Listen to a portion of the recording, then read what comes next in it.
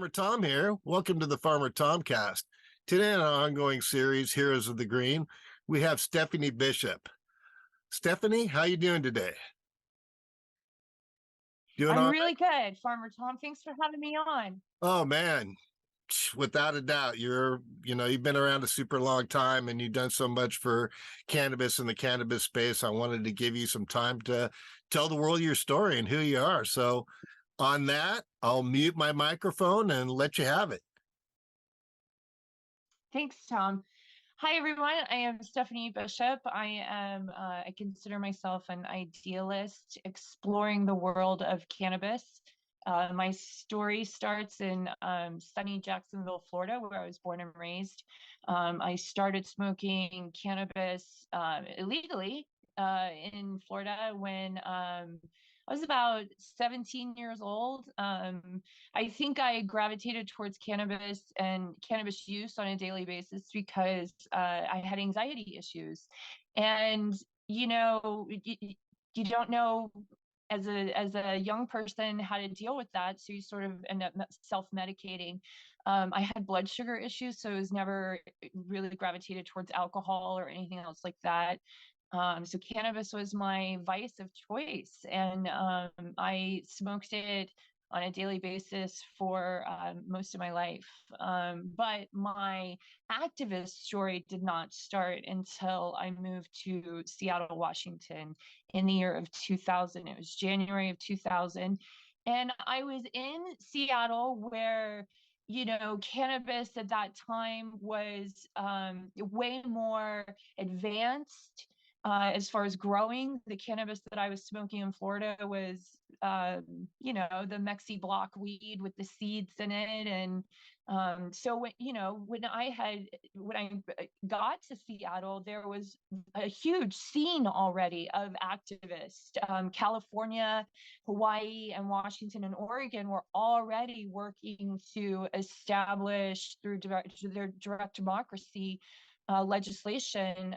Direct democracy being, you write the legislation, you put it out there for the voters, you collect signatures. If the signatures make it on the ballot, then the voters get to choose whether or not they want that to happen in their state and to become law in their state. And so these 4 states had already been in the process and had already established some of the very first laws when I got to Seattle.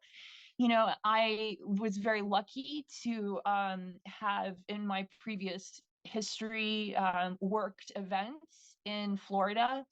And so I found my tribe in Seattle Hemp Fest and was able to help and volunteer as the vending director and on the board of directors for a few years.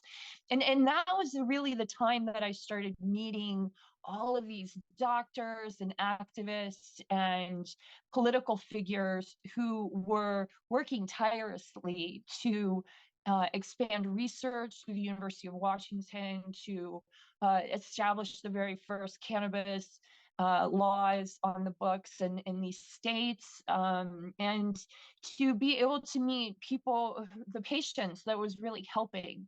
Anxiety is one thing, and that, that's just, I'm just a very wound up anxious person.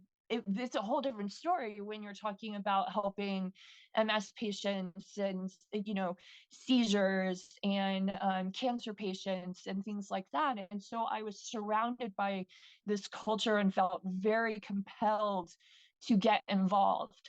Right before I started with Seattle Hemp Fest, I was very big in Seattle in the anti-war community, which is very daunting work.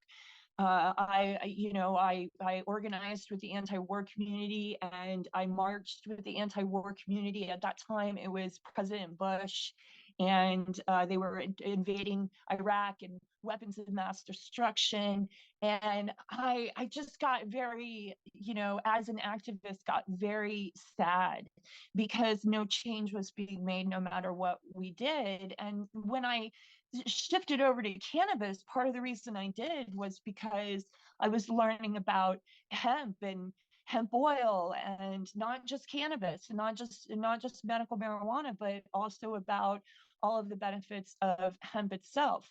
And I just saw it as the solution to all of the things that I was, very active to stop. I do not believe in war.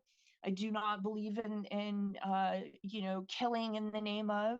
I do not believe that society or humanity as a whole needs violence in any capacity, whether it be in society or in their hearts or any of that. And so, again, I'm an idealist and an optimist. It doesn't work out in the military budget spending.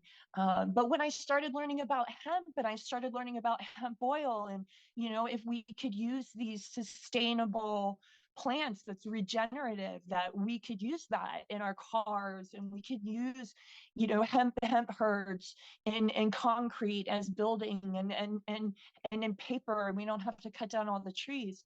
I was all about it. And so that is really how my story as an activist began.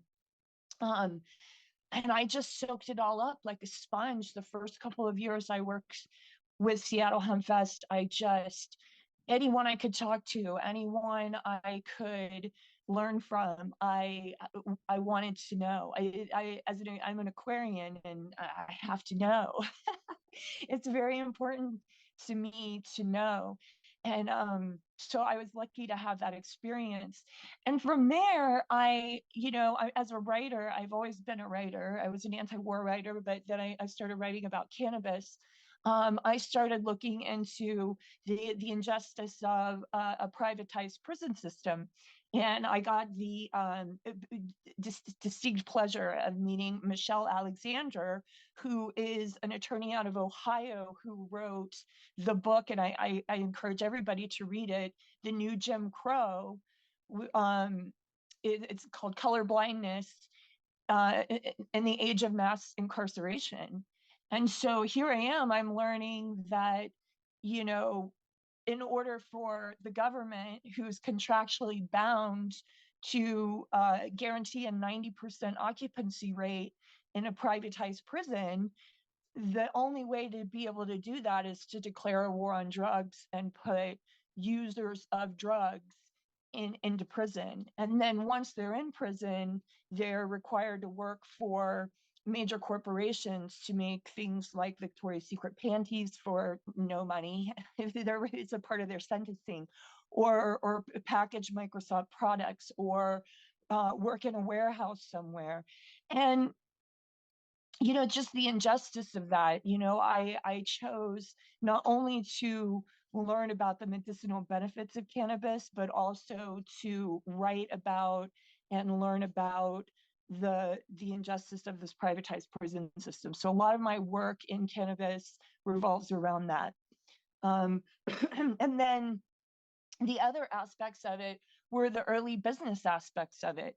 It was one thing to say that we could have medical marijuana patients who are allowed to carry and have cannabis and use cannabis as medicine.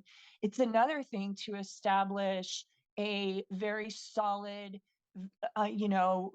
business system, a system of who's going to grow it. Like you, Farmer Tom, are very familiar with the business of cannabis.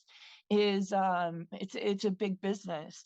And so I traveled around for a little while, doing interviews at all the shows with the very early entrepreneurs in cannabis for it was Marijuana Inc. TV, and I think it's Cannabis Cafe.